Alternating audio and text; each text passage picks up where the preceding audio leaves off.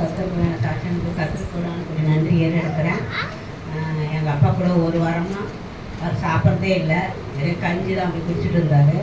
அது எங்களுக்கு ரொம்ப மனசு ரொம்ப கஷ்டம் இருக்குது, என்னால் சாப்பிட முடியல அப்படின்னு, ஏன் எனக்கு டிஸ்டர்ப் பண்ணுறீங்க, எப்போ சாப்பிட்றோம் சாப்பிட்றேன் அப்படின்னு சொல்லிட்டு ரொம்ப எனக்கு ரொம்ப கஷ்டமாக இருந்தது. அப்பா நீ கஞ்சியை குடிச்சா கூட சளி பிடிச்சிக்கோ, செவ்வா கோதுமை அதுலாம் இதெல்லாம் கஞ்சியாக குடிப்பா அப்படின்னு சொன்னேன். சரிம்மா அப்படின்னு அதையும் சாப்பிட்டுருந்தாரு. ஆனால் இப்போது அவர் ஒரு 2 நாளாக அவர் சாப்பிட ஆரம்பிச்சிருக்காரு.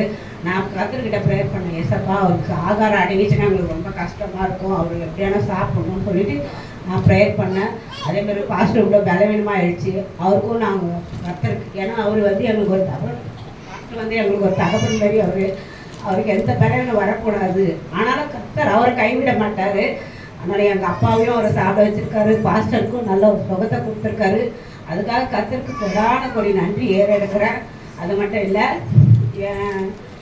இந்த 2ஆம் மாதம் கல்யாணம் ஆனவங்களாம் ரொம்ப கஷ்டத்தில் தான், ரொம்ப அவங்க பிரிஞ்சு தான் இருப்பாங்கன்னு சொல்லிட்டு நான் முக்கால்வாசி பேர் நான் கேட்டிருக்கேன்.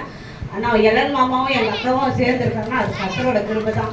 ஏன்னா அவங்களுக்கெல்லாம் ஒரு அடிக்கடி சண்டை வரும், ரொம்ப பிரச்சனை தாங்க ரொம்ப அதிகமாக இருக்கும். ஆனாலும் அவங்க இருக்கிறாங்களா சேர்ந்துருக்காங்கன்னா அது கர்த்தரோட கிருபை தான்.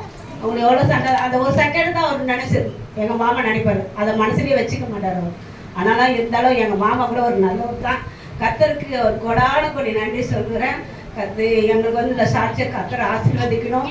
அது கூட நேற்று கூட அம்முக்கு சிஸ்டர் கூட கல்யாணம் ஆகுது, அவங்க கூட அடுத்த வருஷம் அவங்க மருமகளோட வந்து அங்கே ஒரு சாட்சியாக நிற்கணும். அதுக்காக கர்த்தருக்கு கொடான கொடி நன்றி ஏறெடுக்கிறேன். ஆமென். என்ன மாமா சொல்றீங்க? நல்லவர், அல்லேலூயா. அட்ஜஸ்ட் பண்ணி போனதான் லைஃப்.